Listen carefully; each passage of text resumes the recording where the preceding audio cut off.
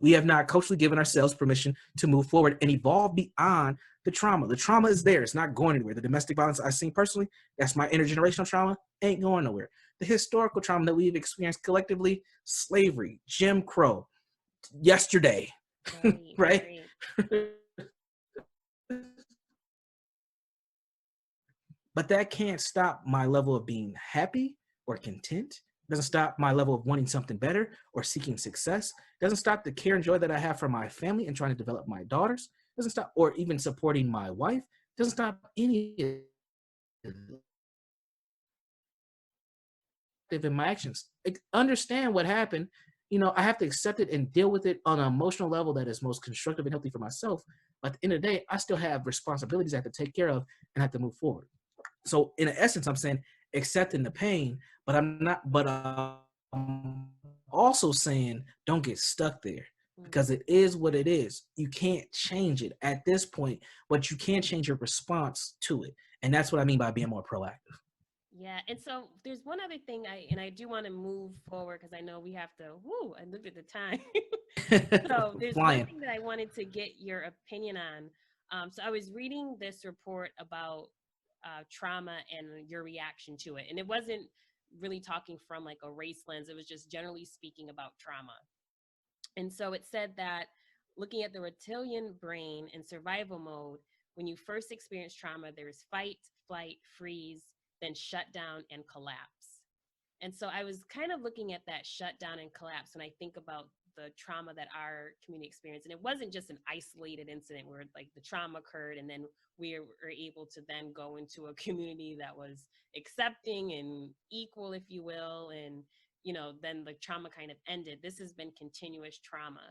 So my question is that shutdown and collapse part, I was just wondering, is that generally speaking, maybe kind of where we are now as a community, where it's just kind of like this, just not really knowing what direction to go in. Like if you're just totally shut down and mentally, maybe that's even that, what is it, the racial Battle battle fatigue. fatigue, that could probably fit in there too. I want to get your opinion on that. Obviously, I'm not a therapist.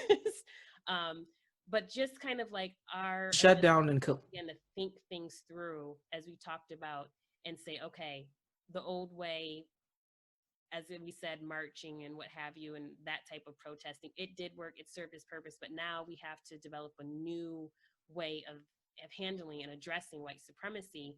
But if we're in a total state of like shutdown collapse because of this trauma and continuous trauma, is that something that we should start to address? And if so, how would we do that?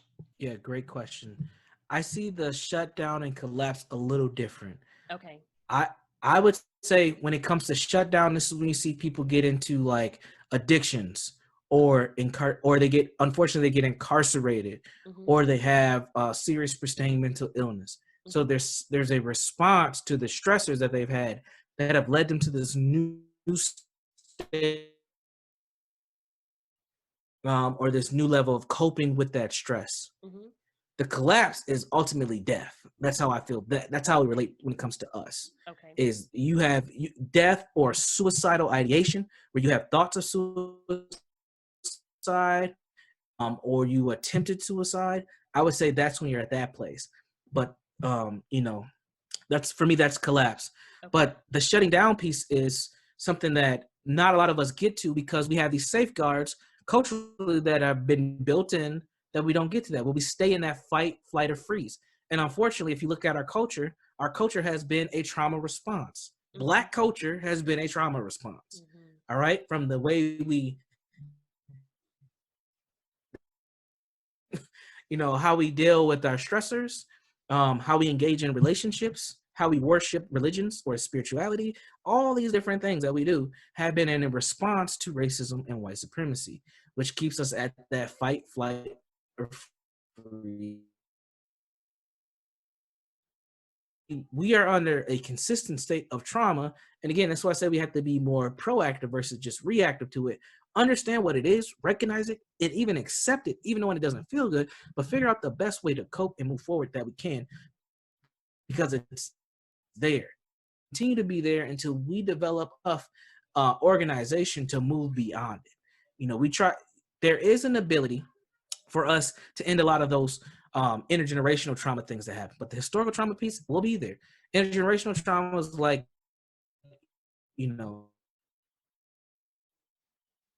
domestic violence as a kid and her mom experienced domestic violence as a kid, or sexual abuse. You can end those types of things, but the historical trauma that we feel collectively, those things are harder to end or heal from. That's a healing process. That's a journey that we need to go through. And that's one of the most important things that I try to communicate and help people with, is understand that this is a journey.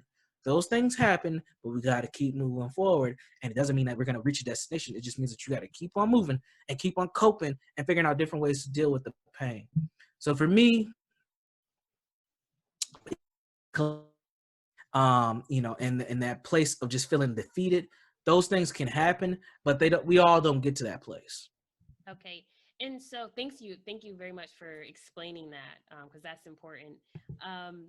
So if a family member is saying, okay, I'm aware of what the society that we live in. I understand how white supremacy continues to evolve so that the structure can maintain. And I know we have to start winding down our conversation. So if a person is listening to say, I get it, I got it, but how do I talk to my family? Because my family member, auntie, unc, is saying, I can't believe what they're doing to, you know, I can't believe that the cops are doing what they're doing, or I can't believe that they're calling the police on this young boy who was just walking down the street. I mean, and these are people that grew up like in the 60s or their 50s or what have you. So, and they're just like, I can't believe this is still like, why do they keep doing that? And I'm in many groups on Facebook, and I see a lot of, especially like older Black men and Black women saying, like, I don't know why they keep doing this. I don't know if they don't understand the system, or if, or what. Sometimes I just get frustrated. I'm like, how do you not understand? How are you asking these same questions at 60 years old? But if somebody is listening, how can they start to break this down to their family, have a conversation to explain to them, okay, this is racial trauma. This is what it looks like. This is how it plays out. This is why we get treated this way. How could they start to have that conversation? Excuse me. So, you know, one of the unfortunate things is you have to explain it to people who've already experienced it beyond your age if you're a younger person, right? So that makes it tough. But really, unfortunately, like many things, people have to experience it themselves to really start to understand it. They have to go through their own experience to get it broken down. You know, one of the things that I've noticed since I've been kind of in this pro-Black space is a lot of people who, you know, they run into Mr. Fuller or Dr. Francis Cress Welsing or Dr. Kaba or somebody of that nature who has a lot of pro-Black rhetoric, you know, Dr. Joy DeGruy. And then they get on a binge and they start to get this information and they start feeling good and they start feeling like, okay, this stuff is happening. Like, this is for real. And then they want to share with the not ready to hear that message, because if they were, they would have introduced it to you. Right? Very true. I would recommend not trying to force the information on people. I know you want to, because it's like, wake up. Like, you're my grandma, I love you. You're my aunt, I love you. My daddy, I love you. Don't do that. They're not ready. What you should do is continue to preach your message, make your post on Facebook, you know, share your videos, wear your t-shirts, whatever you got to do. Because when it comes to them, when it hits them in the face, then they're going to come to you because they know that you get it. Now they're awakened to it. A lot of older folks say things like, I can't believe they're still doing this, because they have seen the progress since they were younger. They have seen things get better, and they wouldn't expect it to still be as bad as it was when they were younger. They've seen Barack Obama. They've seen Black people go to college and get professional jobs. You know, they've seen being able to get in unions and get insurance and buy cars. And they've seen all this stuff, get credit, get a mortgage. What is that? Like, they've seen this stuff, right?